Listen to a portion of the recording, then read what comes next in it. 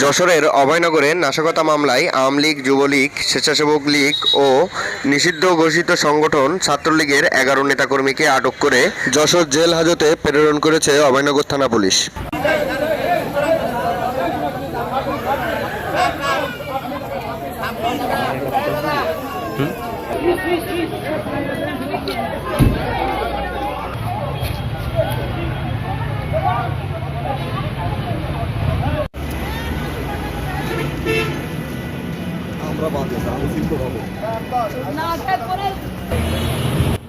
অভয়নগর থানার ওসি রবিউল ইসলাম জানান, আপনারা জানেন যে গত 14/9/2025 তারিখ অভয়নগর থানার রাজঘাট এলাকায় একটি নাশকতা সৃষ্টিকারী গ্রুপ নিষিদ্ধ কর্মকাণ্ড নিষিদ্ধ সংগঠনের লোকজন তারা অন্তর্ঘাতমূলক অপরাধ এবং রাস্তায় যানজট আটকিয়ে বিভিন্ন নাশকতার চেষ্টা করছে।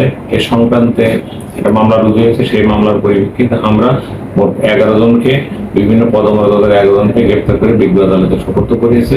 আমাদের গ্রেপ্তার অভিযান অব্যাহত আছে।